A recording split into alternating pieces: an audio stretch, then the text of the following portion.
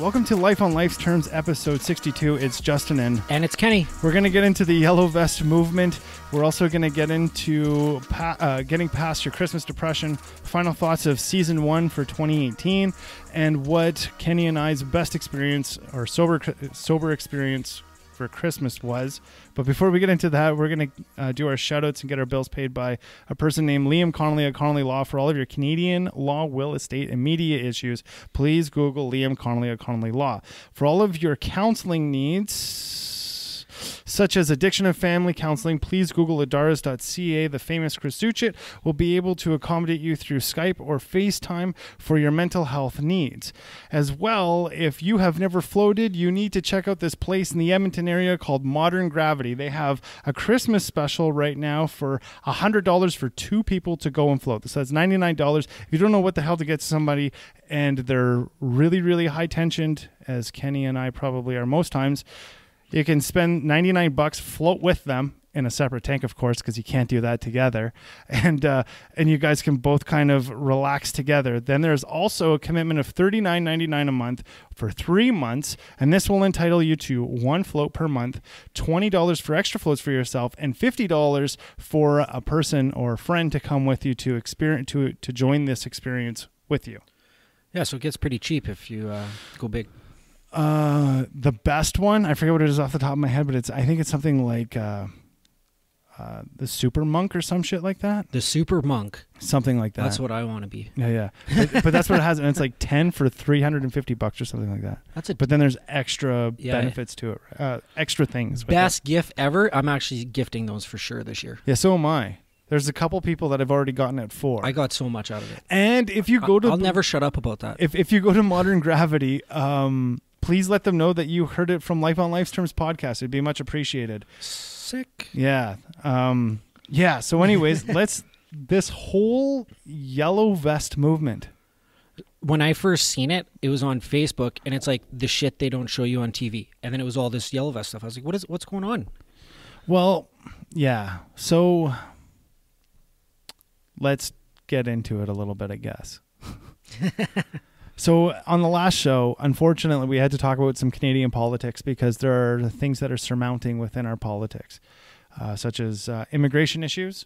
And that's as far as I'm willing to go at this moment because we don't know what kind of amendments are going to happen in speech laws.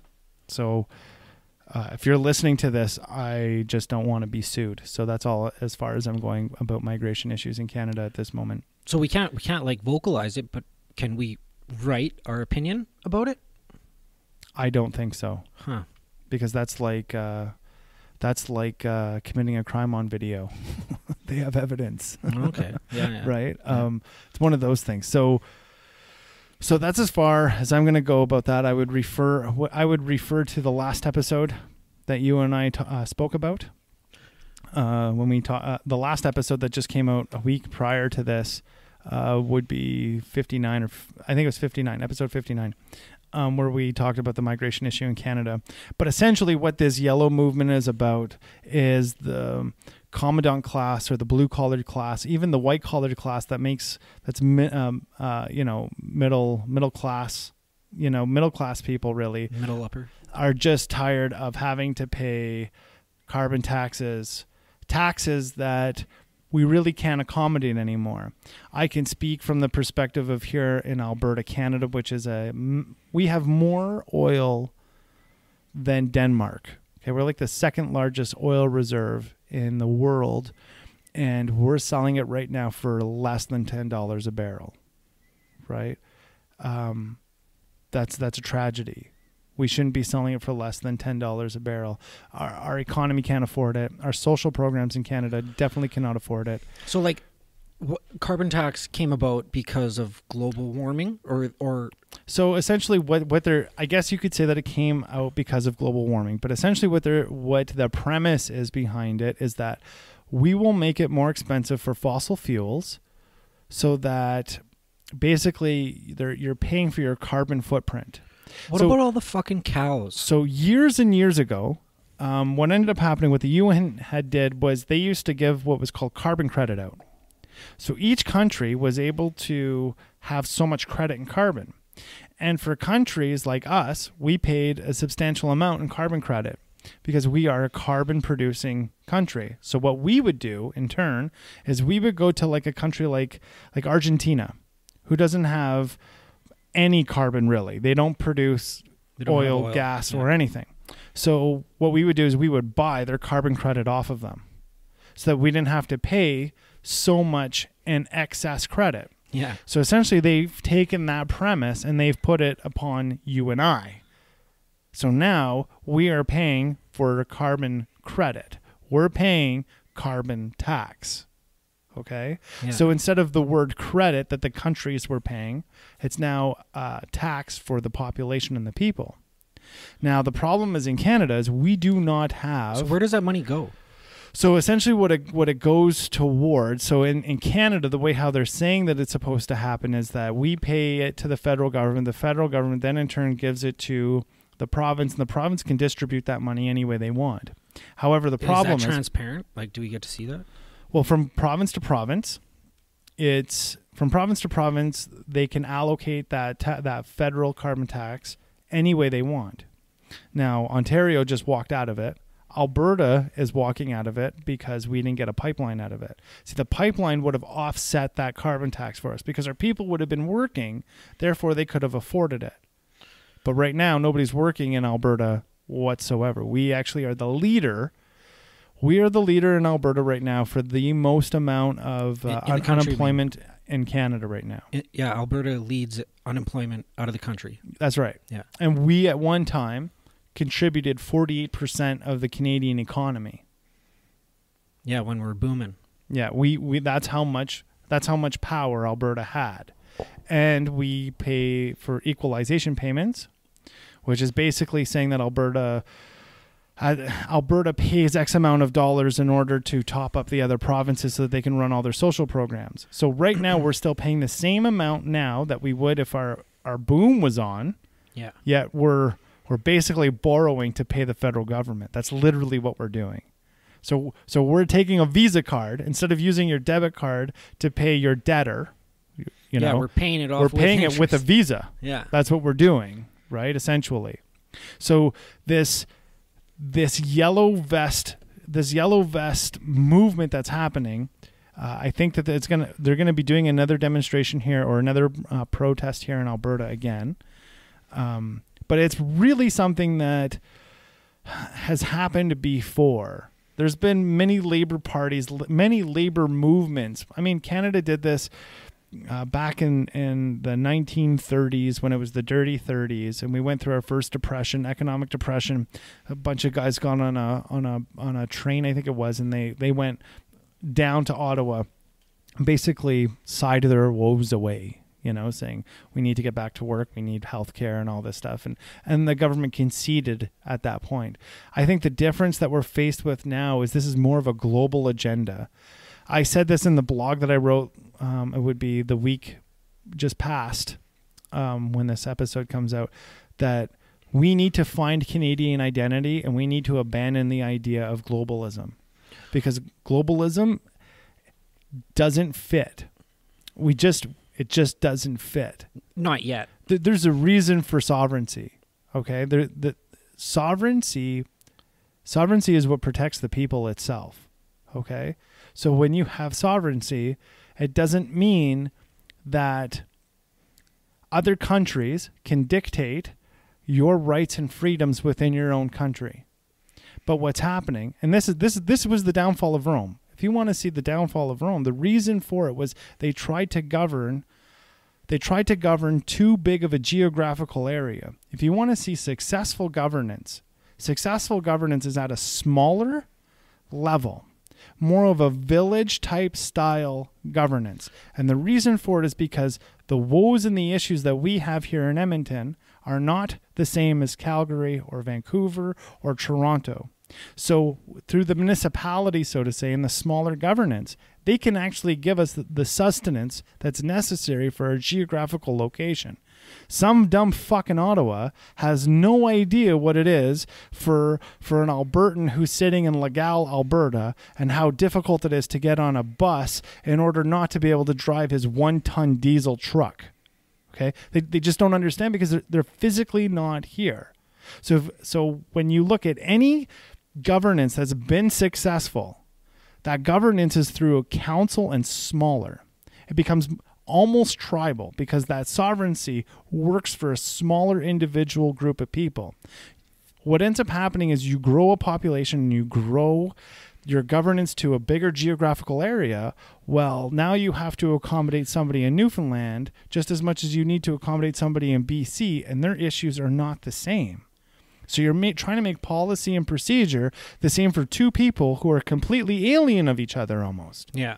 Right? That's why, in my opinion, things like the UN and things like globalism just won't work. We tried that in a book called Utopia, and Utopia is the principle of communism.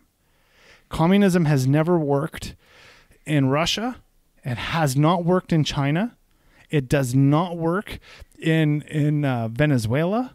It has not worked in any place that it's been implemented. And one can always stand on the argument saying, but it was never used or implemented correctly. Well, the people who implemented it the most correct were these people called fascists, and those were the Nazis. The Nazis were probably the most proficient at anything within a governance state.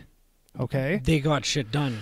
They got it done. However, at what cost? How many people died? We're not condoning it by any means, but just from a systematic point of view. That's right. And you look at Russia. Okay, so let's talk about socialism. Well, do you know how many millions of people died under the Stalin regime? Many. Millions. When Mao came into China, how many millions died because they were bringing in socialistic views? Millions of people. Socialism is not about bringing the higher to the lower. It's about removing the lower. That's what it's about. That's how you defeat the gap. You just eliminate the bottom. That's how socialism and communism has always worked.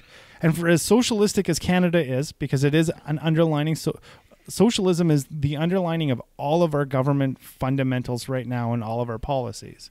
And the reason for that is because Canada is trying to govern such a massive geographical area. I mean, why does it matter that we have things in French? And I'm a Quebec, I'm French, okay? Why does it matter that we have French and English in Alberta? It doesn't. Yeah. It doesn't. Yeah. But why does it? Because Quebec says that it's necessary. And that's fine. That's fine. It's part of the nationalism, so on and so forth. But the reality is it's not necessary for somebody who's flying out of Vancouver to talk about the emergency exits in French and in English on the plane. Every time. It's not necessary. It's not necessary to see the French label. I mean, you go anywhere in Europe. Okay, you can go to Germany or Italy, wherever it may be. I've been to these places. Sure, everything's in German, but most Germans can speak English and Italian and French. Okay, they're quadlingual. Okay, quad languaged, right? But they still don't write in 4 different languages on all of the things that they're selling because that's just ridiculous. It's redundant. It costs us more money as the consumer. That is passed on to us, right? That was the biggest reason why people in Canada didn't want Pierre Elliott Trudeau to go and put in the language police in Canada. And again, these are issues that have been surmounting for a long time and boiled into the FLQ backlashing. Okay, they were on the opposite side of this stuff, right? But this is their perspective was opposite of what this perspective is. It was similar, but it was opposite in its viewpoint. When we look at this Yellow Vest Movement, this is basically a bunch of commoners, blue-collared, middle-class people, white-collared middle-class people, saying we cannot afford our gas bill anymore. I mean, for fuck's sakes, in Ontario, the Premier of Ontario, prior to Doug Ford, sold Ontario Hydro. Imagine this. So I think it was like 60% of Ontario Hydro was sold to privatization, so like regular companies. Okay, yeah. just buckets out there, right? And then 40% was still subsidized. There were people like you and I, imagine we're houses sitting across the table from each other, okay? Yeah. I'm paying subsidized power. of like $60 a month for hydro in my house. You are paying on the side that got bought out. Yours, and I'm not kidding you when I say this number, $2,900 this month is your hydro bill. That's bigger than your fucking mortgage. How in the hell do you afford that? And that's what came from this carbon tax. That's what came from this whole entire agenda about us being accountable for the carbon. And I'm not saying that we shouldn't. What I am saying is that the way that this structure is being placed upon us is unrealistic. It's unrealistic. What really needs to happen is there needs to be a push in innovation and engineering so that we can actually accommodate these global targets to reduce carbon. It's happening, but not fast enough, obviously. Yeah, and like if they're going to implement a carbon tax, like it should be done in small increments. Well, now hold on. They are doing that. So right here, but are they matching it with the technology to help serve the people? Well, there's like, where's our electric cars? There is no there is no symbiotism between the two. Like there's no balance because right now. So if we look at Alberta, so we're selling Alberta oil for less than $10 a barrel. You and I right now can afford to, and you Americans can do the math, okay? Because we do pay more per gallon than they do, okay? So for us right now, we're paying 95 cents a liter for gas. So that's affordable for you and I to drive right now based upon what we make, okay? But the reality is out of that 95 cents a liter, 35 cents of that is to the government through carbon tax. That's how much. That's how much. A full third. That's right. That's how much. And that's a subsidized tax right now.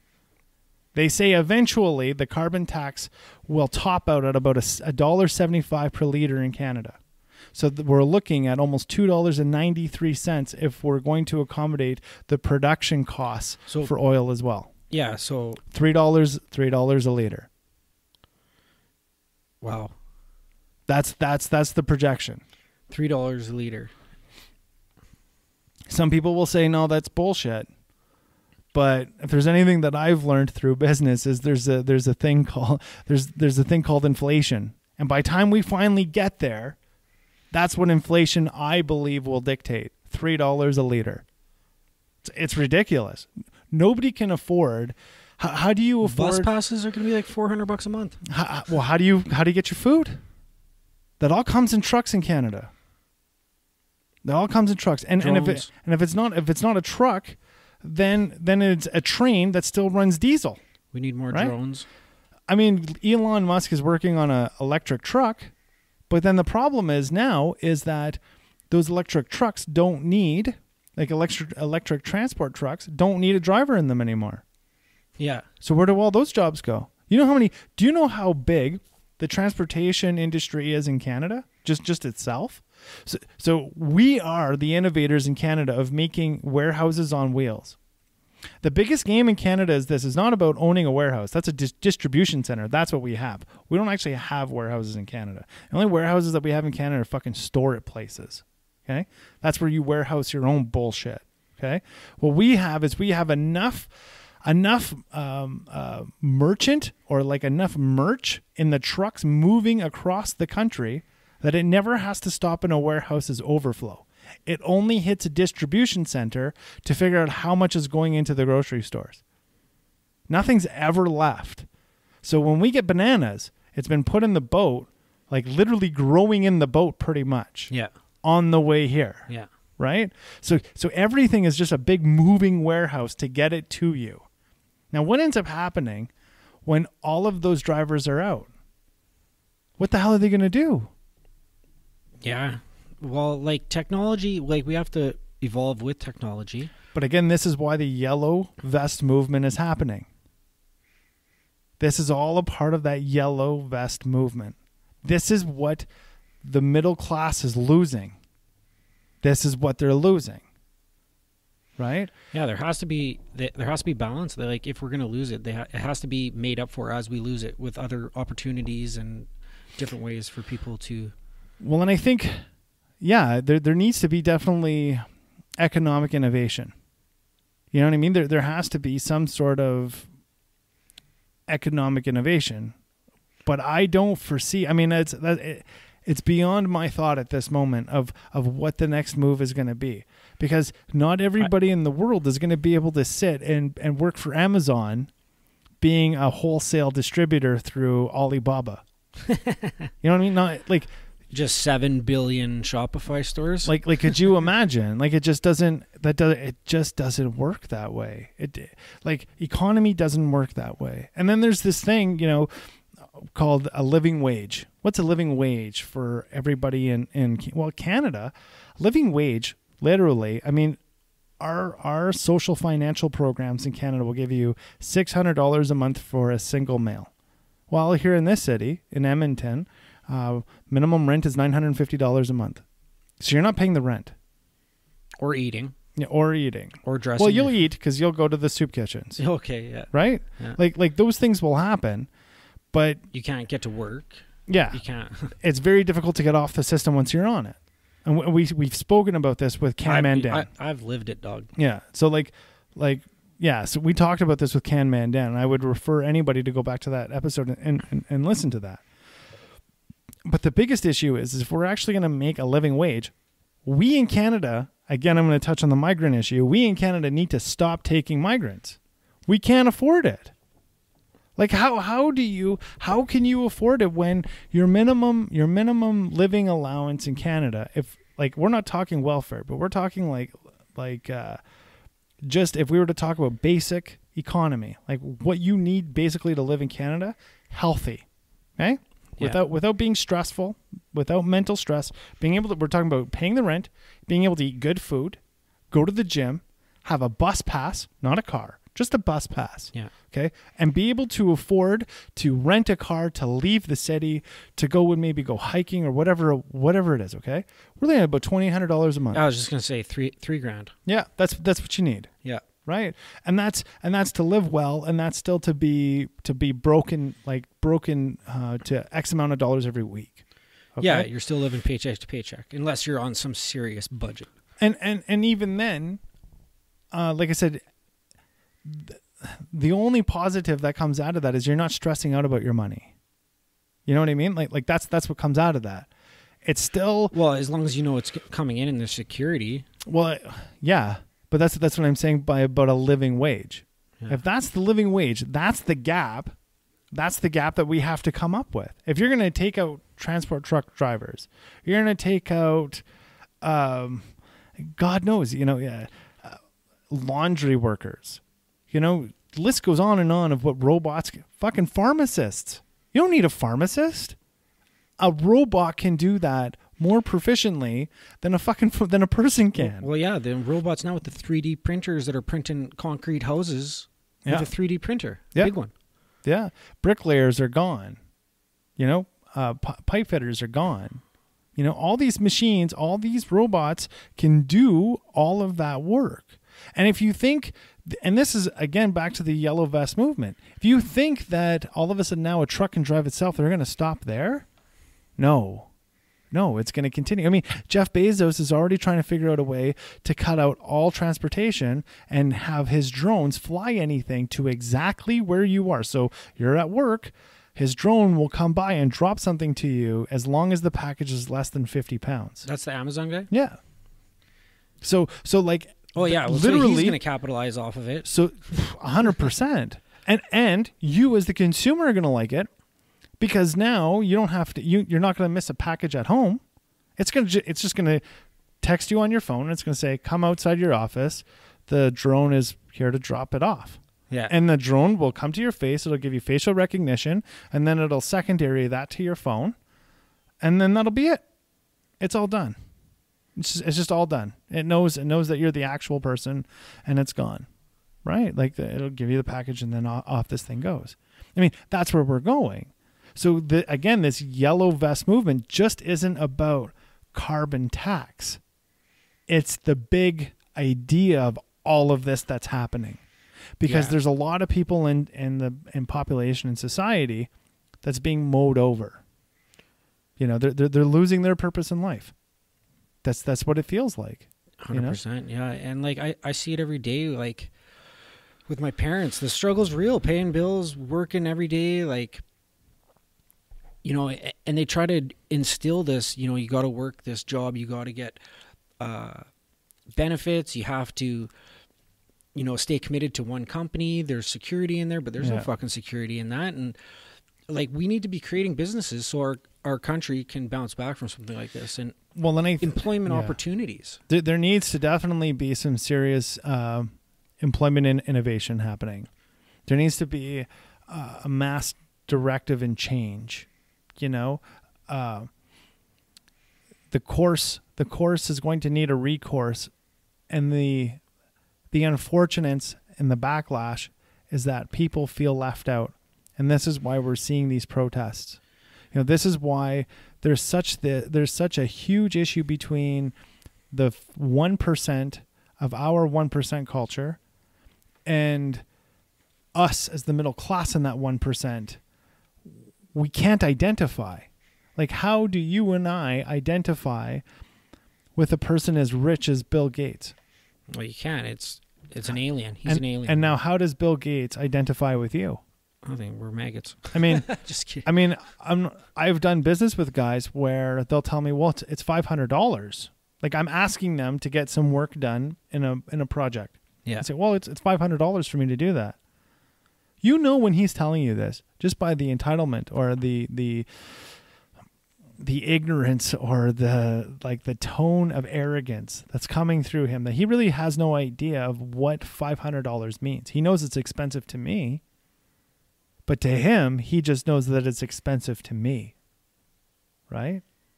The only reason why he's not willing, he needs to negotiate over this $500 is not because it's going to cost him anything more than $500. $500 is $500. He just knows it's more expensive to me and that he needs to win it. See? Yeah, and he's leveraging everything. Has nothing to do with anything else but that. Right? So that's a microcosm of what's happening. The government is sitting there saying, well, this is carbon tax. These are the things that are going to be happening. This is what it is. Fuck you, pay me. Yep. Take it. And we're sitting here, we as the people are saying, we can't do this. So if you want to know what a republic looks like, you're going to see a republic come very, very soon, sweeping across the Western world. And it's a pressure pot that's come from immigration and migration, the fact that minimum wage increase really did nothing. A lot of people bought into that lie, and it really didn't make a damn in somebody's life. Then the fact that life costs so much more, even government workers, bureaucratic workers, can't afford the carbon tax in their own homes. So you're talking people in Canada, $60,000 to $80,000 a year. They are the upper middle class, and they can't afford to pay their bills. Okay, so you're starting to see the fall of that. So really, what you're doing is you're making your middle class fat, and by making your middle class fat in that way, now you have an abundance of people who are pissed off. And now there becomes the abundance of people who can identify with each other's issues. Whether you're making $20,000 a year or $80,000 a year, it's the same issues. Yeah, we're all still getting fucked. That's what it feels like. Dry. Yeah, so when those are your feelings, that's a real issue. Right? Nobody likes getting fucked dry. Well, and how do you accommodate? How does the government accommodate? Because this is the problem. We as the people, and this is where, in my opinion, the vision needs to change. We as the people keep saying they need to give us. We put them in power. They don't give us a fucking thing. We're the ones who have to tell them what the fuck they're supposed to do. Yeah, and we tell them by voting them in. We tell them by voting them in, and we tell them by protesting. But the biggest thing that we have to come together on is we won't pay a carbon tax. We as the people will not pay that. Right? We as the people will not participate in losing these jobs unless you have somewhere for us to go. We as the people have the purchasing power. And if there's I love this country with every breath that I breathe through my body and all the blood that courses through my veins. But if there's any issue I have with Canada, is it doesn't stand unified, and it hasn't for a very, very long time. We need like a strong backbone of a culture that is towards forward progress for everybody. And the blind have been leading the blind. Like, we've been fed misinformation for so long on so many different topics. Well, and I think one is the politicians who are in place really don't know what it is to be you and I. They try to identify with us, but they're really playing a facade-ish game with us. Secondly, this country is so big that people in the West don't identify with those in the East. And I'm one of those guys. I was from the East and I came to the West and I felt alienated when I came out here. Why? Because the culture is so much different than the East. Yeah. And that's fine. That diversity is really cool. But at the end of the day, the commonality between the East and the West comes down to Canada is unified within our Western ideologies, which is our Charter of Rights. Our Charter of Rights is a direct reflection of Western ideology. Okay? That's just what it is. We can all agree upon that. Every single one of us can do that. But the main issue that I see is that we have decided to allow ourselves to fight internally with each other based upon political identity. And I said this in the last blog. These issues that we are being faced with as Canadians are not liberal and conservative or NDP. These are issues that are going to take our rights away. We are going to lose our freedom of rights. Our Charter of Rights is going to be rewritten in Canada, and we may not like the alternative that this government provides us or any government provides us.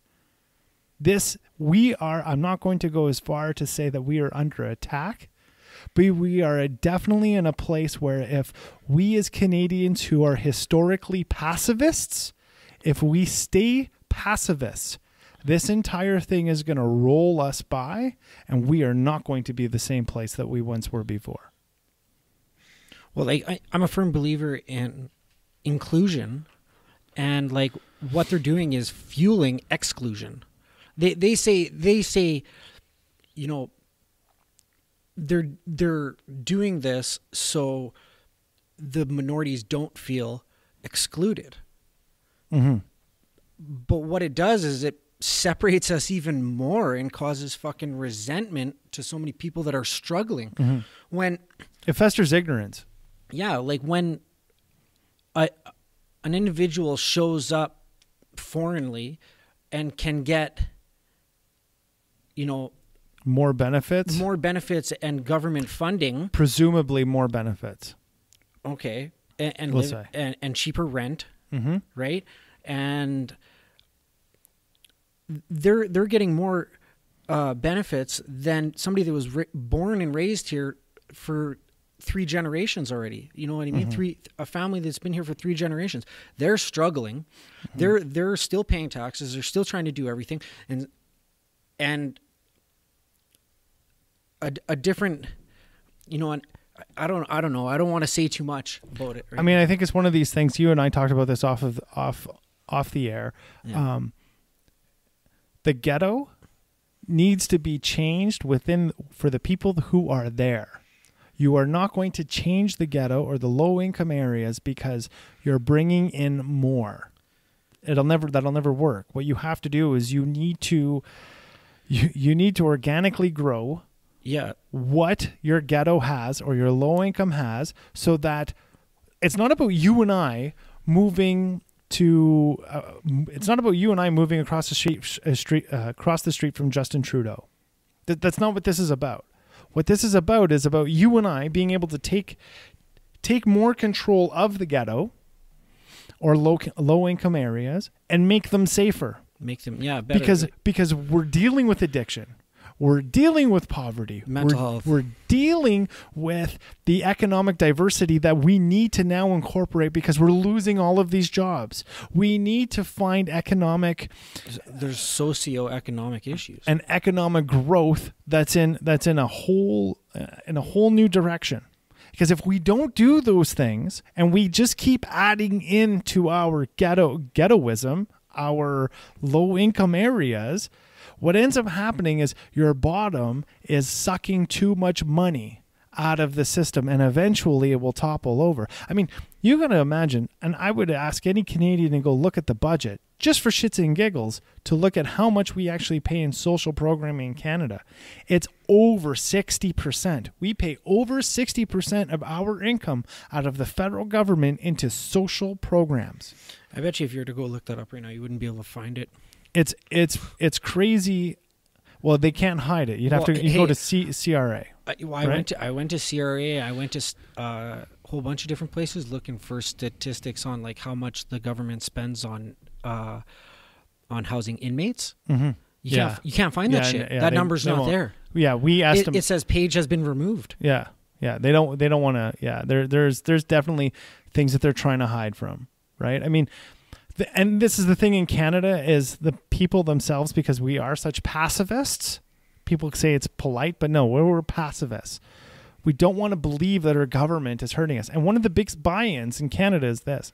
Well, they give me health care. They give me all this stuff that is beneficial for me, but really we as Canadians don't know what's happening in the background. Is it really beneficial?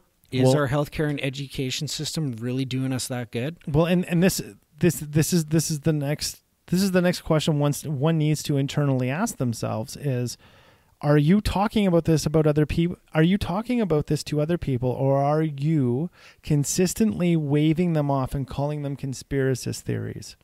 Because a conspiracy is only conspiracy the first couple times you hear it. You know what I mean? Like after you prove it and prove it and prove it. And conspiracy theory is only a viable question that must have an answer. That's essentially what a conspiracy is. Yeah, and nobody's giving us a fucking answer. And this is continuously why this Yellow Vest movement is growing in its size. You know, so it's kind of like almost an Occupy thing. To a degree. I mean, Quebec did this with the FLQ. This was what the FLQ was about in Quebec. And the biggest misconception about the FLQ in Quebec, I'm going to unpack this a little bit, and then we're going to move on. The biggest thing about the FLQ was everybody had thought that this was about the liberation of Quebec, which is, sure, it's in its name, but really what the FLQ's manifesto was all about was those who were middle class, white-collared or blue-collared, to come together and take back what was rightfully theirs from the 1% bourgeois. Well, guess who the 1% bourgeois is? That's Trudeau's family. Okay? Justin Trudeau's dad, is a fascist. Full claimed, said he was a fascist before he had joined the Liberal Party. That's where Justin Trudeau's dad comes from. Now, Justin Trudeau's dad, if I could give him any credit, was a damn hard worker, as much as he never had to be, because he was rich his entire life. Justin Trudeau, however, on the opposite end of the spectrum, never worked a fucking day in his life. He came up on daddy's coattails. Never had to. And he ran on the merit of his dad's name. Yeah. That's the kind of person that we have running this country. Now, aside from my personal idea or my personal belief of this person called Justin Trudeau, when we look at the FLQ, what was the FLQ about? It was about taking back what was rightfully theirs as the working class people in Canada. It was a socialistic movement in context, or a move towards communism. That's what the FLQ wanted. Now, you may not, and I do not agree with communism. I do not agree with socialism.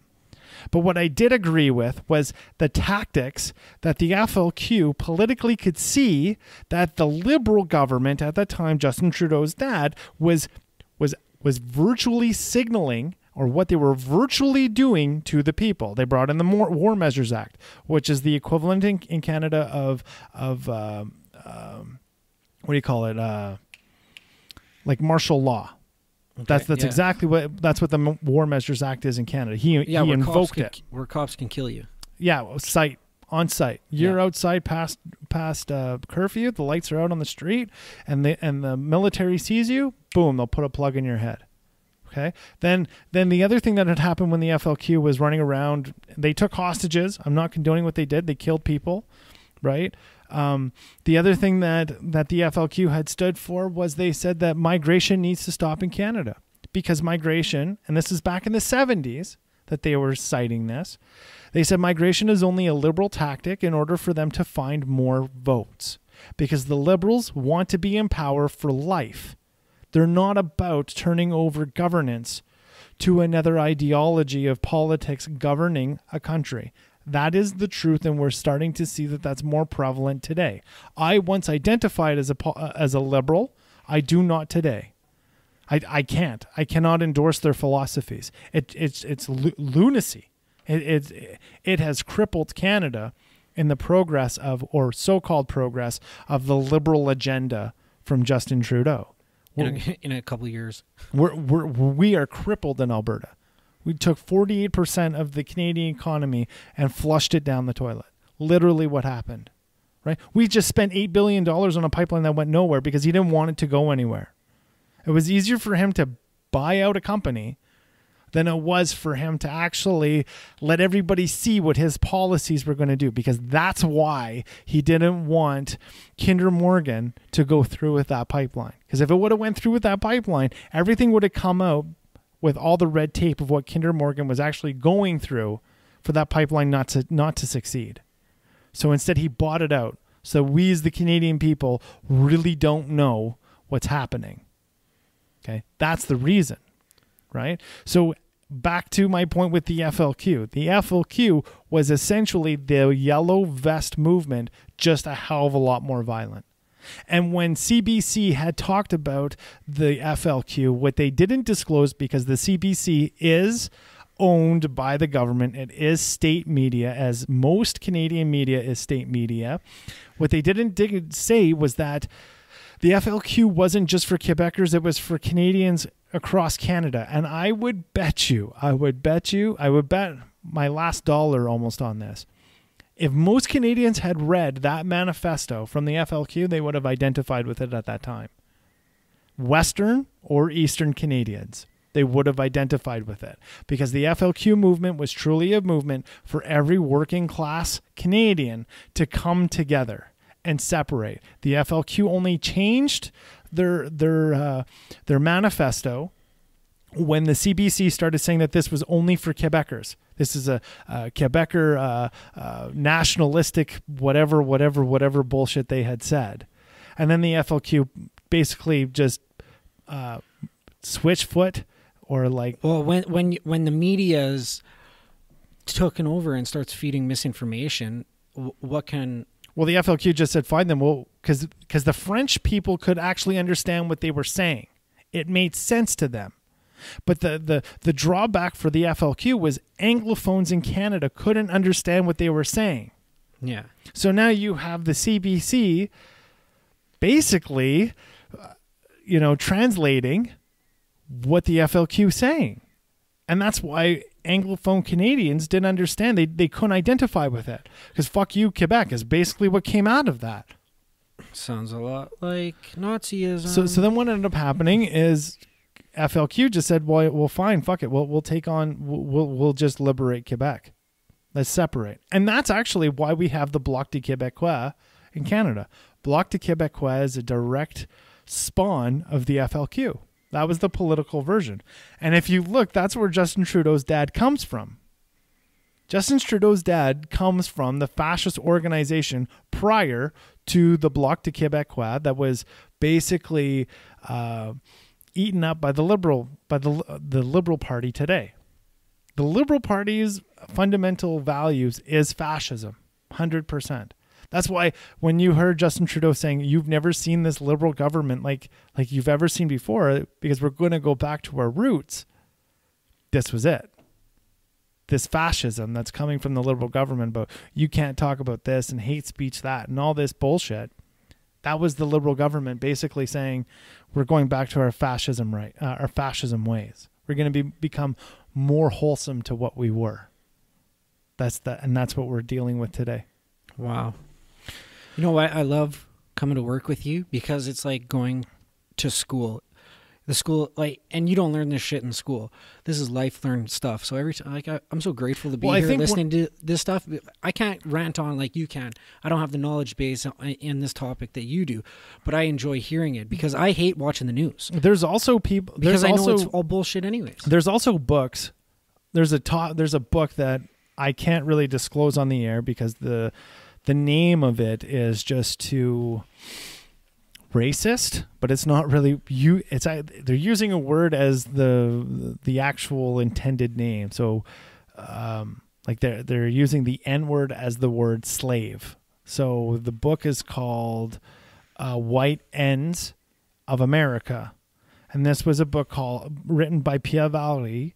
And Pierre Valley was a guy, he's the one who wrote the manifesto of the FLQ. So if you really want to understand what the FLQ was about, you need to go find that book and read it. It is very, very communistic based, but you can see the tactics of the liberal government back in the 70s and what they were doing to almost the same tactics as today, but more vicious. It's much more vicious of what the liberal government is doing today than it did back then. And my concern is that the conservatives are just as globalists as these damn liberals are. Well, you know, this sounds a lot like, to me, a similar like catastrophe, government catastrophe, just like in the documentary The 13th. Yeah. Like, it's on equal proportion of fucking like going against our human rights. Yeah, I mean, this is what we're starting to see as a mass movement, right? And I think for you and I, we haven't seen the fight for those rights. We really don't understand and I said this in the blog, you and I don't really know what we're losing, right? Freedom of expression is gone. You and I have taken this freedom for granted our entire lives. We don't come from a communistic country. We don't come from Russia. Yeah. We don't come from Ukraine. We don't come from China. We don't come from these places, okay? Or Saudi Arabia or even Iran. Iran is such a tyrant of a country. It's ridiculous that we're doing business with those people, okay? Ridiculous. Anyways, here we are in the precipice of maybe losing the freedom of expression. And you and I can't really equate what the loss is because we don't come from a place where that's ever been an issue. Are we going to get fucking murked out? But the only thing that you and I do know is that it would directly hurt our performance in the podcast. Directly, because we're looking at the laws. You and I have to have a discussion before the mics go on of what we cannot talk about. Because if we talk about it, you and I can, and we're already offenders. So now imagine we go to jail for hate speech laws and do 2 years. It's an indictable offense in Canada. We'll be like fucking Nelson Mandela. We'll be doing pen time for talking on a microphone. That's the potential. That's the gravity of the issue that's coming in Canada, right? That's the precipice of where we're at. And if Canadians don't revolt against this prime minister, we're in serious issue because the social ideology that's coming from it is not going to allow anybody, ignorant or non-ignorant, to be able to express their feelings. See, it's not about the vernacular that's being used in the expression of your feelings. It's about the ability to be able to express your feelings. So you don't shoot them. Regardless of your vernacular.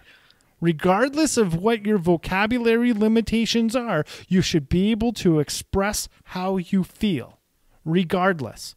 I don't give a shit if you don't like this word or that word. If that's the word that I'm using to express myself, well, it's your responsibility to accept that you may be offended by what I say. Well, we're all responsible for our own feelings. That's right. Not somebody else. But here we are now writing laws about protecting your feelings.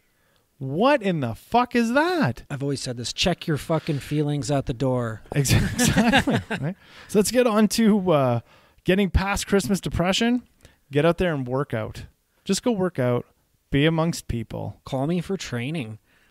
Yo, just so you guys know, I received the top marks Excellent. for my practicum. Awesome. That my trainer said that he's never had a trainer work with him that was as good as connecting with people and like working them out from stability and mobility base and then advancing them as they deem fit.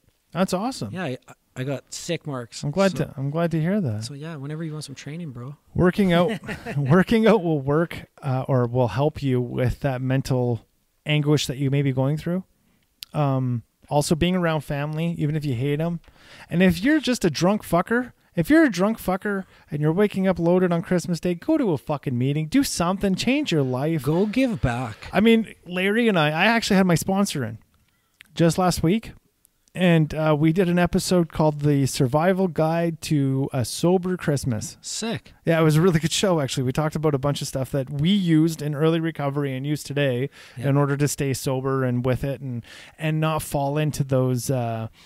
this is shitty, and I wrote a blog about it, basically talking about how not to isolate myself and get around people, whether that's family or not family, to not be in that hole, right? Because I think that's the onset of seasonal depression.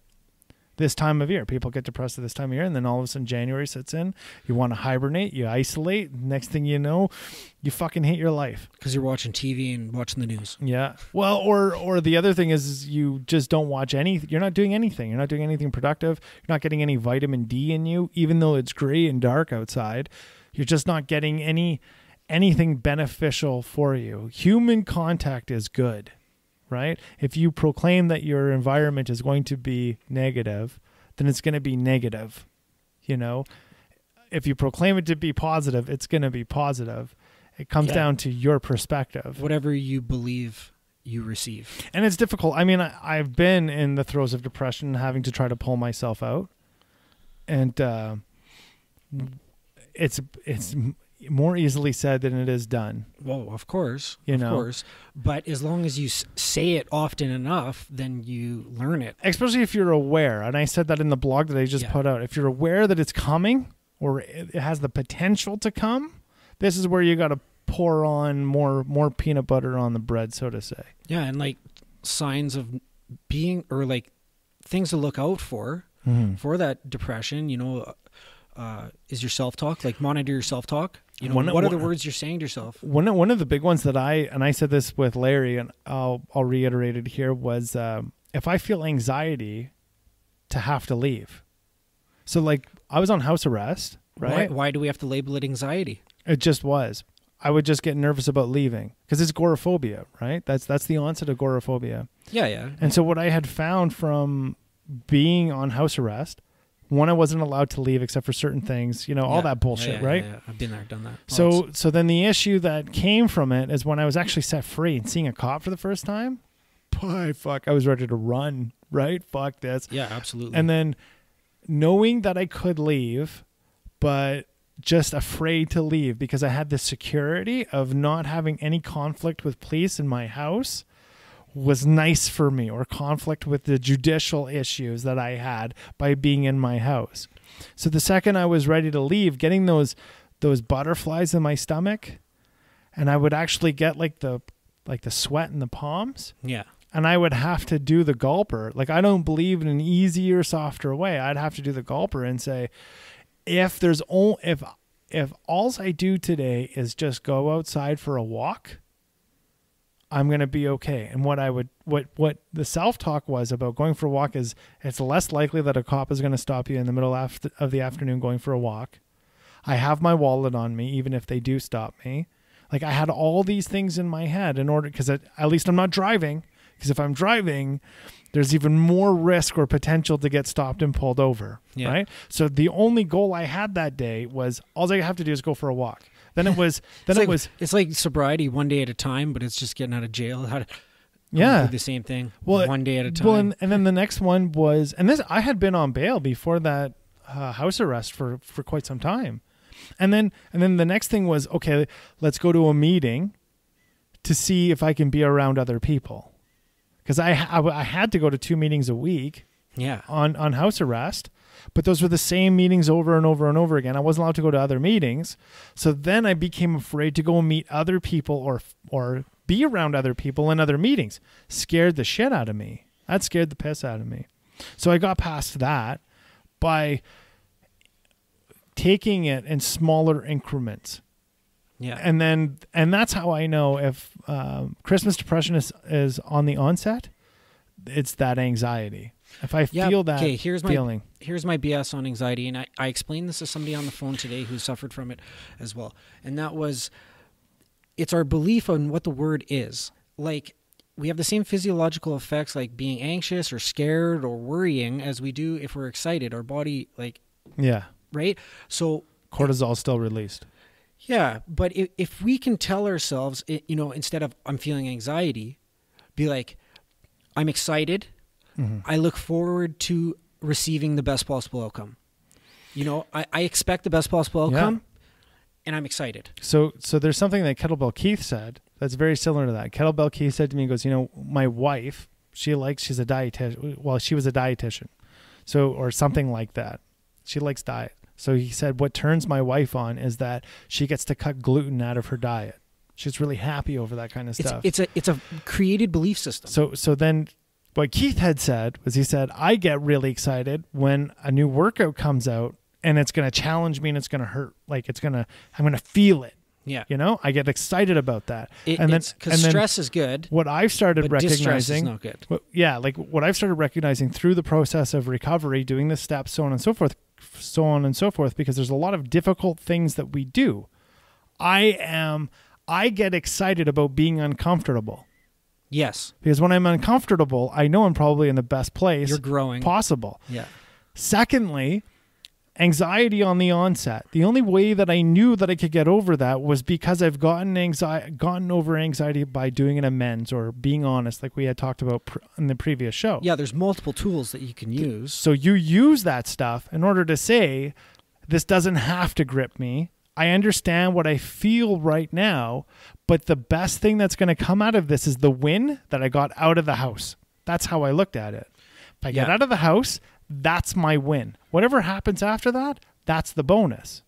It doesn't mean that I have to go and buy something. It doesn't mean that I have to go for a coffee. It doesn't mean anything. All it means is that the win right there, that goal, that ability to be able to practice success is within my reach. And if I'm successful at this, who knows what the next thing is that I'm going to be successful at? Because as we build up that shitty committee or that negativity in our head when we're depressed and down in the dumps. It picks up momentum. Every thought that we have feeds into momentum. And then on the opposite side, when we decide that, or when we're in the place where we're successful, we're practicing that success time and time and time and time again. Yeah, the we're next getting thing results, we're accomplishing things. Positivity becomes natural. Yeah, because it's habitual then. Yeah. So like we're creatures of, we learn by repetition. Repetition makes the master. And like whatever we repeat to ourselves, we can change the way we feel by our words and our understanding of the words and the vibration of the words and how they resonate in our body. And if you're looking at Christmas and you're like, oh shit, bills, money, stress, family fighting, drunk parents, credit card debt, bad traffic, the rush hour around West Edmonton Mall, and all those things are stressing you out, it's because you're feeding into the momentum of something that produces negative vibrations. But if you're consciously aware of the thoughts that you are having and you use your feelings as signposts, you can change your thoughts in the moment, in the very moment, by focusing on something that feels good, like gratitude or a picture of what you want and the expectation of receiving it. Well, then I think if that even becomes your goal, like, you know, you're going to go into an adverse situation, so to say. We say this quite often too, where we'll say, okay, so, you know, it could be a tenuous situation. So look for the positive that could be yielded out of that situation. And then when you're in the situation, find it. Yeah. And then afterwards, be grateful for it. So, right? If you can't find anything, there's always one thing that I found out. Even the shittiest situations, you can learn something. And if you focus on what you can learn, it's a positive. Yeah, I mean, it's up to you, right? If you make that as your goal, then it's up to you to find the yield, right? It's like you can plant anything. It's up to you. I used to hear this quite a bit too. You can plant all the seeds you want, but if God doesn't give you sun and he don't give you fucking rain, you still got a field of dirt. And that's okay. It's okay. It's just waiting. That's all it means. It's just waiting, right? So it's one of those things where dividends pay later, but sometimes it takes a little while to get there, and it's okay.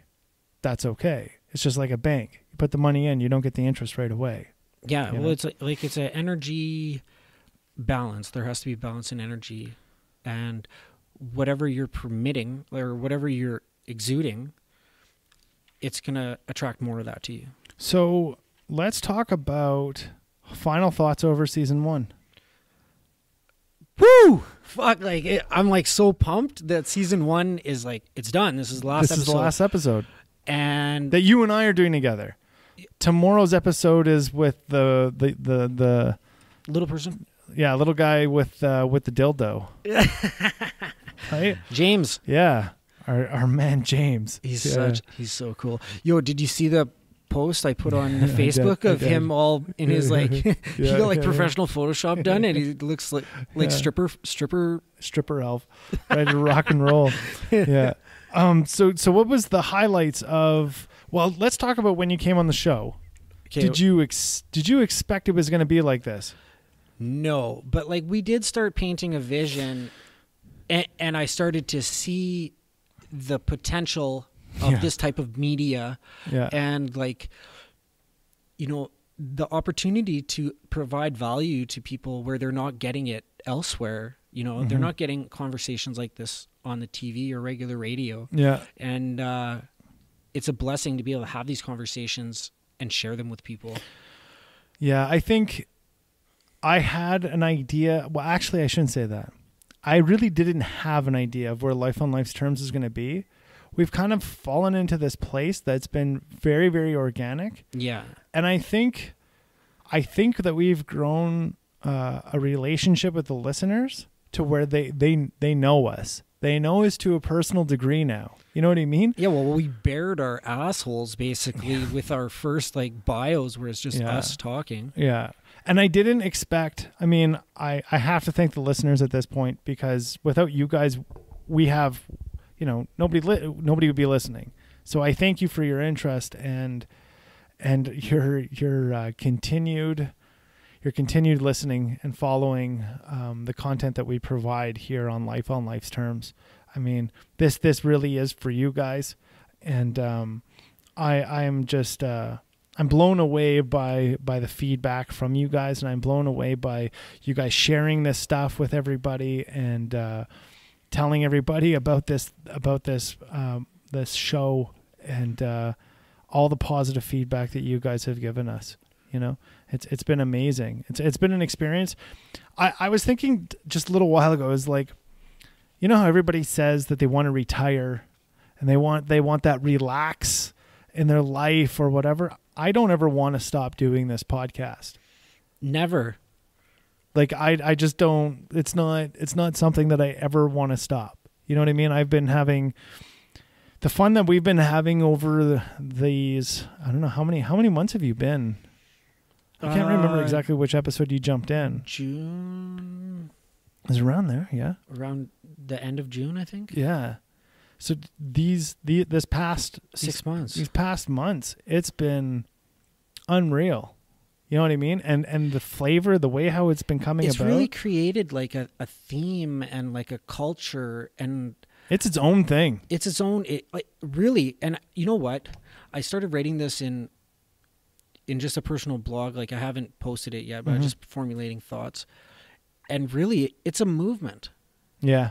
It is. Like this podcast is a movement of goodness. Yeah. You know, people come on, they share their experiences and their struggles and what they went through, and they talk about, you know, dealing with certain emotions and traumas and how they overcame it. Yeah. And it's reaching these people that, and you know, we've all experienced similar circumstances. Yeah.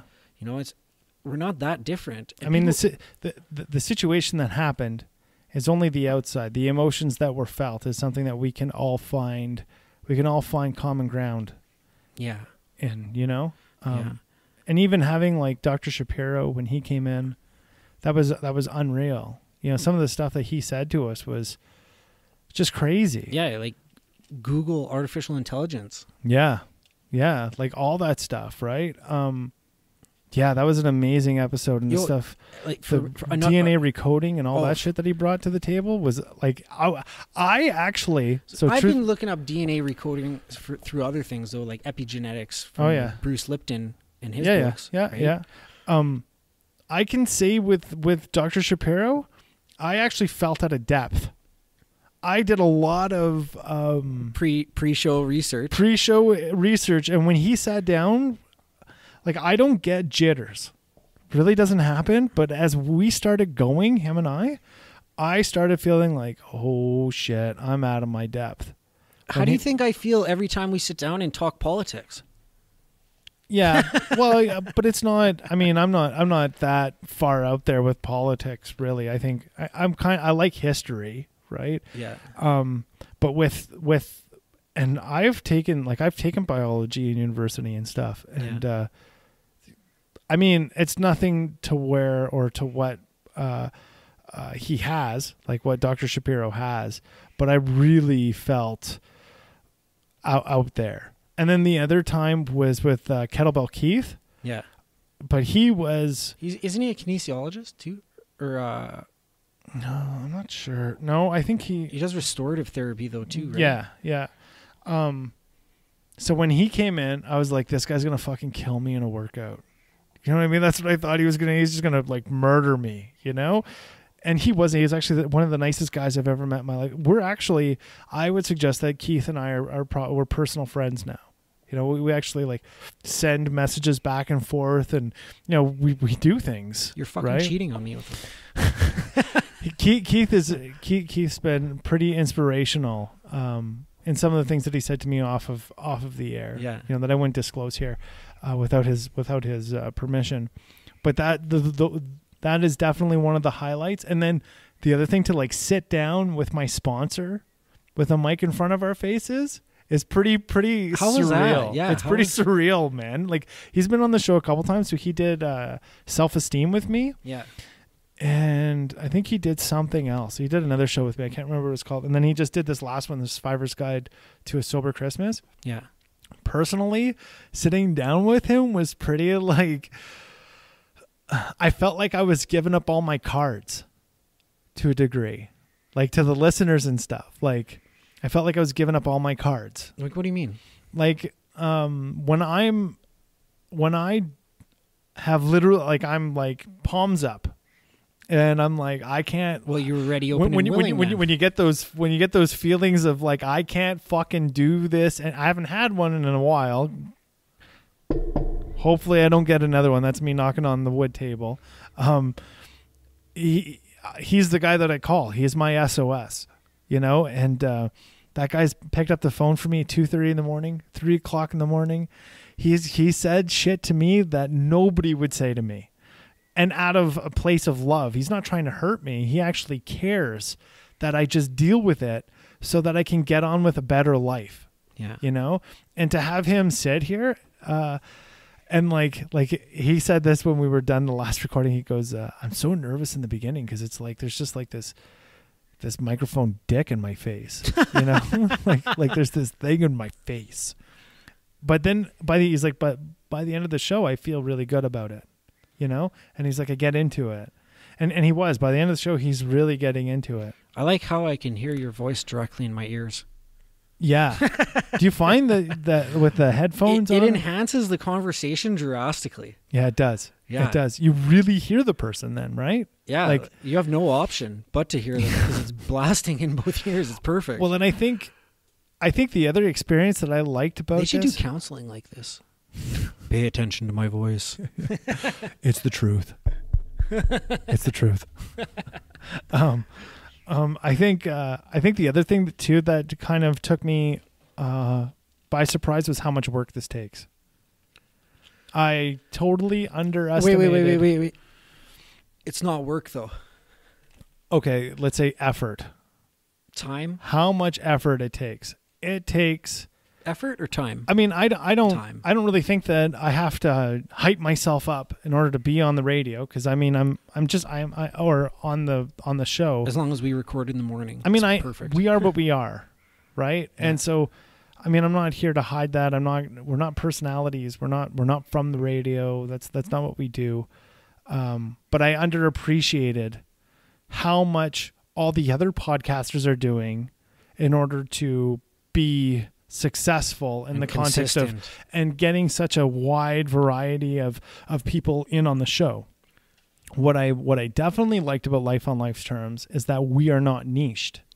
No, like, so we've had on a voice actor, we've had on Miss Wheelchair Canada, we've had on a guy that did almost 20 years in the pen, we've had on I forgot about Curtis. Yeah. That was a fucking awesome show. On Unfuck Yourself. Yeah. That episode. That was an amazing show. Yeah. Talking about standoff with cops and stuff like that. Yeah. And then we had the president of the Edmonton Police Association. Yeah. We had a little person, male stripper. We had on executive directors of nonprofits. We've had tons of people. We've had on the executive director of a retreat, the Star of the North, Lucy Leduc. Pro fighters. We've had pro fighters, pro fighting coaches come in here. I mean, I think, and that's what I appreciate about Life on Life's Terms. And the ball is just getting started rolling. Well, and that's what I appreciate about the show is that, sure, you and I come from the filter of what drug addiction can be, being through recovery and being recovered. And, right? And transformation from a criminal life, too. Yeah. So, like, coming from that filter, sitting down and looking at all of this and having these people come in and talk to us, so on and so forth, I think it's pretty wild. You know what I mean? You get a lot of different perspectives. Yeah. Like, because that's all that we have is our perspective, our lived experience, and our own BS, our bullshit belief systems that are ours, and that we've used to make these changes and transformations and help people and like do a whole bunch of things, man. Yeah. What's the biggest thing? What's the biggest piece that shocked you from beginning to now? Because now I would say you're a little bit more seasoned compared to like when you first jumped on the mic. But what do you think is the biggest? One of the things where you're like, oh, fuck, I didn't expect that this would be like that.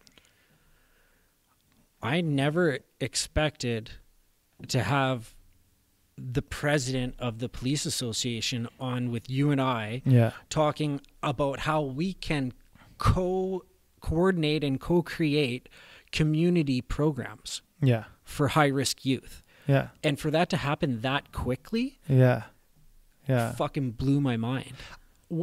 Yeah, it blew my mind, and it was such like a shift in my identity from who I used to be to what my belief system now. Yeah, that it like solidified what we were doing as something so powerful for me, because now I have the opportunity to help create a program for the fucking kid that I used to be. Yeah, so they didn't become the fuck up that I was for so long. Yeah. Right? Yeah. I think one of the things too that really blew me away was when we had Ken Mandan in here. Yeah. And we were talking about,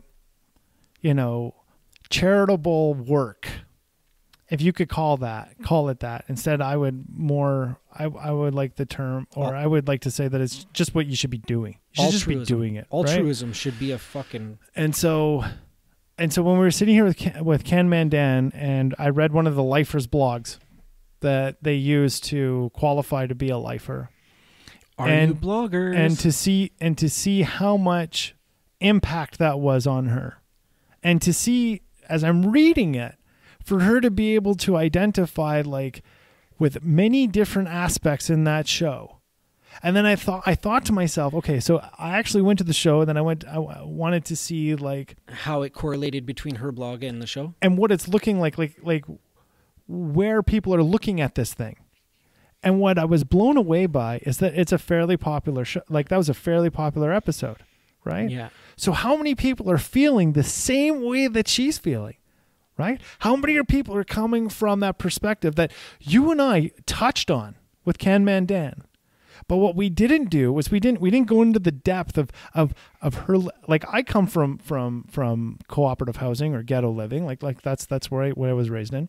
And this blogger or this prospective lifer comes from the same filter. She's our prospect. Yeah, basically. Right. She's got her bottom rocker. She's a lifer. So one of the things that I recognized as I was reading this is, yeah, man, like I forgot about some of that stuff that stigma that she was talking about. And then the other thing is I'm not going to disclose who this is, and I don't think we should, is the person who commented on Facebook about how we had changed the recovery. We had significantly changed the recovery. And I think as much as we may have topics on recovery, and it's really a recovery of a perception. It's not recovery of I mean, sure, we had problems with drugs and alcohol, but it was not a problem. It was actually a solution to the perception or the disease of the perception that we had. The perception we had was shit. And when we use that perception or that filter, we end up going to go use drugs and alcohol to get past the fucking shitty things that we did in that perceivable perception or the way that we were living in that way. Yeah. See, I say to people every day, or I say to people now, I don't have a drug and alcohol problem. I have a fucking Justin problem. And when Justin becomes a problem, I have to go and talk to a guy like Larry, my sponsor, and say, what the fuck am I doing wrong here? And when I do that, then the Justin problem is no longer a problem, because then God or my higher power, my understanding of the universe, whatever fucking thing that is, that's bigger than you, that you can conceive the idea in, is now running my life. Because the second I get involved, this podcast would have never happened. You wouldn't believe who the financial backer was to this podcast. Like, the way how this entire thing came about is a story all to its own. I'm not going to disclose it on this show. I'm going to do it on another episode. But it's pretty amazing how all this equipment came to be, how we're sitting here, the people that divine timing, my friend. Well, and the thing is the people, and you've seen the people who sat here as assistants at one time that are no longer here. Right? The people that we wanted to get involved that just didn't work out. The places that we were looking and all these things. And it was like, I don't know, where we're at right now is magnificent. It's fantastic. You know, I couldn't have asked for anything more for the first season. I don't think you and I could have planned this any better than what it is. I think us just letting it go the way that it was going and supporting it, and the times that we had to support it, it's become what it's become so far. And I only see more potential growing in this, right? Yeah. And like, so now as our listeners are growing, and like, we're looking at expanding in the sense of sponsors. Yeah. Like, we're going to be trying out new products and going to events, and we're going to be, eating at different restaurants and like everything. Like, this is our shared experience of life. Well, I think one of the things, the things we like, we're going to fucking talk about it. And I think one of the things too, especially here in Edmonton, we just lost The View Weekly. So there used to be an awesome food blog geographically for Edmonton area, which is okay for us, but it's not, I don't know if we can really pull it up on the podcast itself. But The View is gone. It was 20 years running and it's completely gone. So we might be able to actually fill some of that void, so to say. But at the same time, we have listeners all over the world, so we try to cater to everybody. I think that's kind of, we try to balance that. Well, like, Life on Life's terms is we've branded it with giving to the flow of life. Yeah. Right? What do you provide to the stream of life? Yeah. So basically that's like our theme. Like, our brand is Alliance Pride, and you take pride because you give back to the stream of life. You know what I mean? And the pride, but the pride is also about a group of lions. A group of lions who stick together and work together. Unity is what makes it. Right? Right. And so, like, other podcast stations, why can't we partner up with them? I'm sure that will end up happening. And the other thing that I see too with the lifers is we'll probably get bloggers from Norway and the UK, and we'll get these bloggers. That's what we need. We need global perspective for bloggers. I think it's starting. Yeah. We already have 2 prospective lifers right now. Yeah. So to become a lifer, you got to email us 3 blogs on any of the episodes that we've already previously done, and then what happens? And then we'll get back to you if we're going. Well, then what ends up happening is we'll either do a Skype call if you're not in our geographical area, Zoom, or whatever it may be, and then what we'll do is we'll just talk about your vision and where you want to go, where we want to go with the blog. Make sure that all lines up. And then after we do something like that, you'll probably get an invite through your email to be able to be an actual blogging contributor to Life on Life's Terms. Yeah, where you can post your shit on the website. Mm-hmm. Right? And then you'll get advanced access to pre-recorded shows in order for you to blog about, right? And you get the potential to become your own content creator on the show. Yeah. Which would mean that it would be an internship here in the Edmonton area. So you'd actually have to be in the Edmonton area to come in. We kind of... For now. Well, I like the value. Yeah, for now. Yeah, I like the value of the one-on-ones. A lot of people have actually asked us, well, would you be willing to Skype me into the podcast? And that's great. Yeah. But so I've tried to do a show Skyped, and I ended up not airing it. And the reason why I didn't air it is because I feel like I lost the humanness. Like you and I sitting across from each other. Our energies can correlate. Yeah. We can feed off each other's vibe. And then you and I also getting into a place where we're going to start, where this is going to be live on YouTube, is going to be a very interesting dynamic. Yeah, and I'm really looking forward to that. Then you get to see me make an ass out of myself, not only hear me make an ass of myself. So, those are the things coming up for next year. But I also think one of the shocking things that I didn't expect was the planning. How much planning took place for us to be able to sit down. What's the best time for us to sit down and do this stuff?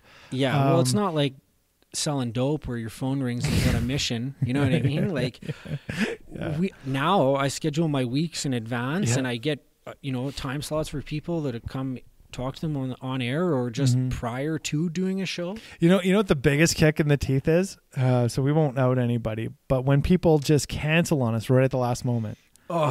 Oh yeah, it's a kick in the teeth. Kick in the nuts, bro. Yeah. It sucks. It fucking sucks, man. Because you're anticipating. You're anticipating, right? Yeah. I remember I said my only advice to you in the beginning was, don't expect everybody to show up. Have a backup. Yeah, have a backup. Have a couple people that can just jump in. On, yeah. Because it's not, and that's why you and I do one show a week, because it really does relieve that piece, right? Yeah. But when we get more content creators, like I'm hoping to have 2 more by the end of next season. That's my goal. That's my personal goal. Yeah. Is that we have 2 more content creators by the end of the end of season 2, and there will be 4 shows being pumped out every week. Yeah. Right. And that's like 4 hours a week worth of content, right?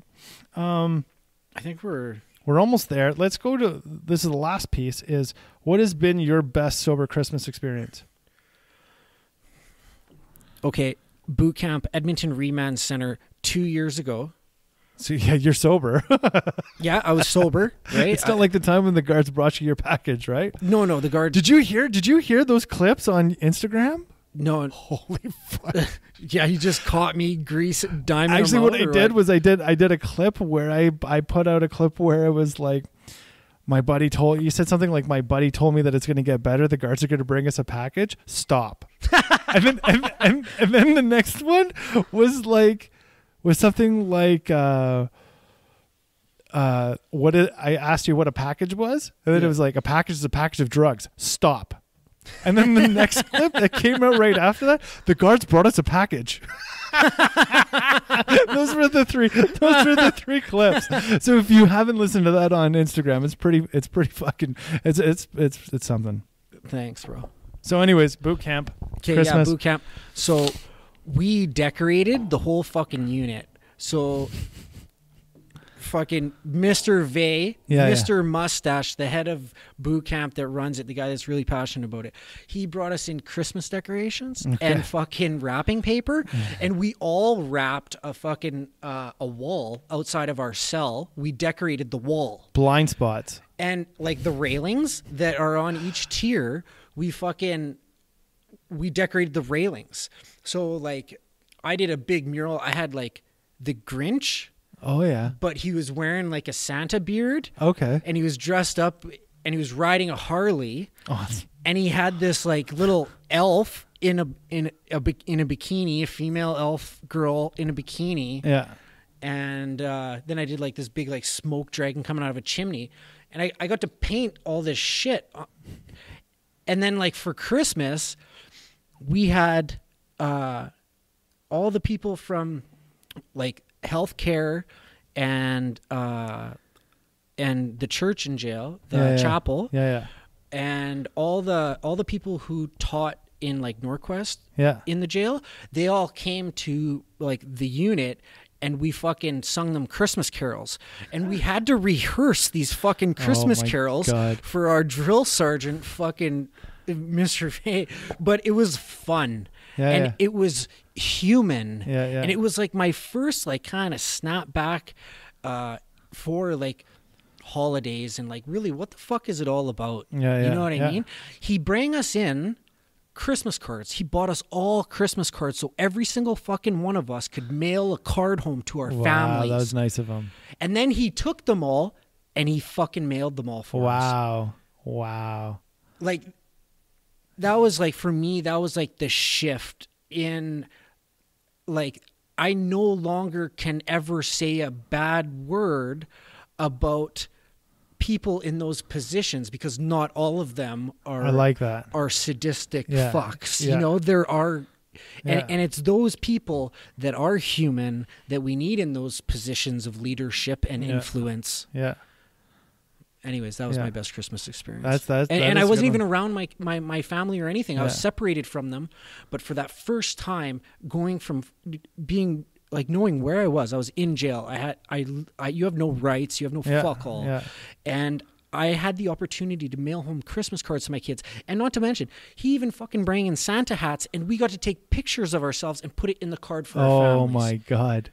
Yeah. Yeah, that's pretty amazing. Yeah. That's pretty One day amazing. I'm going to have that man on the show. God willing. God willing. Yeah. He's going to fucking make it. And he's got stories, man. That guy's cool. I bet. My best Christmas present, or my best Christmas in sobriety, happened last year. I was alone, and I ended up, and there was this other guy that I was around at that time who was also alone, so I was in the middle of discernment for the priesthood, and we had midnight mass for Catholics, blah blah blah, all this stuff, right? I was participating in what I could participate in, and he came over and I did the whole Christmas thing, cooked the turkey, did the whole dinner experience and all that stuff. And it was just me and this elderly guy who is like, I don't know, I'd say he's 72 or 73 years old. Best time ever. It was just the best time ever. So that was probably my best experience. And I'm anticipating this year is the year where I've been the most positive. Last year was pretty positive. This year I've been more positive about Christmas than ever before. What are you doing for Christmas? With my significant other. Okay. You guys have a family? We have an engagement. Okay, an event. Okay. Yeah. I was going to say, if you're not doing fuck all, you have a family's place, you can come over, we can have a big kumbaya. Is there going to be a fight? No. The rowdies are gone? Yeah, gone. Ousted. Let's wrap it up. All right, thank you everybody for listening. We love you. Merry Christmas. Merry Christmas to all of you. Yeah. All of you. Happy New Year. And we're going to be back on the 3rd. The 3rd and the 4th of January. And the 4th of January. And so this show is going to be aired, 27th, 28th? No, this is coming out next. This is coming out the week before Christmas. The week before Christmas. Okay, well, from the 27th, 28th of December, we will be off to the 3rd or 4th of January. Yeah, that'll be the next recordings that come out. Yeah. Please subscribe, share it to all your friends. You can find our after show blog at www.lifeonlifestermspodcast.com. Also check us out on Instagram, Facebook, and Twitter, and LinkedIn. Yeah, wherever you can find Life on Life's Terms is probably us. Especially if you Google Life on Life's Terms Canada. That's for sure us. Yeah. Become a Pride member at your soonest convenience. Drop us your email in the chat now box on our website or our email address. Mine is Kenny at lifeonlifestermspodcast.com and Justin is Justin at lifeonlifestermspodcast.com. And we do not sell our email list to anybody. Your email is confidential to us. We do not sell your contact information to any of our sponsors. That doesn't happen like that. The only time that our sponsors get access to you is through your ears when we have them in the first minute of the show. And if we're going to email you, we're going to send you a personal email first without any links in it so that it comes up in your regular inbox so you know you were talking directly to either me or Justin. That's right. Nobody else. Have a beautiful 2018. Love you.